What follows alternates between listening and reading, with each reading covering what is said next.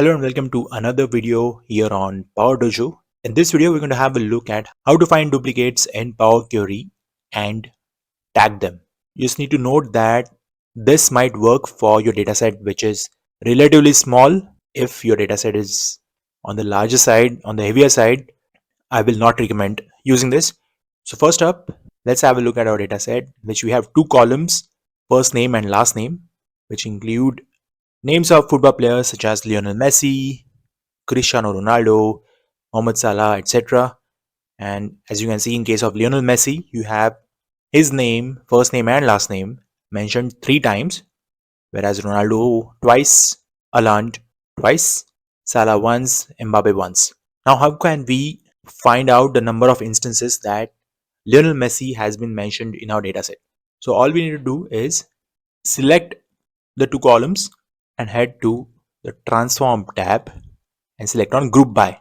Now in the group by window that pops up, you need to toggle to the advanced setting, and as you can see, the first column name has been selected, but we are not going to restrict our group by only to the first name column but the last name as well.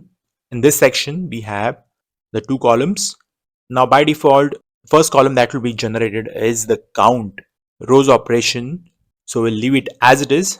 I will add one more add aggregation where we will select all rows. Let's type in name and just say OK. Now you can see what has happened is in the first column we will see the numbers that appear for one particular row, since Power Query has now grouped by the first name and last name. So it has returned us the number of instances that Lionel Messi appears in our dataset, as well as the rows which only are mentioned once. Now if we were to expand the name option by deselecting use original name, it will by default once again return you the values of the original rows. I will remove the expanded rows step from the applied steps pane, and let's add another column, a conditional column, where let's say if the row is duplicate, yes or no. So if column name count is greater than 1, we'll say yes, and the else option will put in nothing. We have to say OK.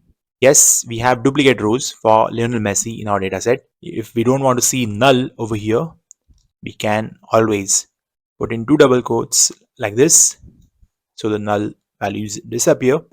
And this is how you can tag the duplicates and find duplicates in your dataset. So that's all for this video. Let me know in the comments of what you thought about it. Do not forget to like and subscribe. I will see you in the next video.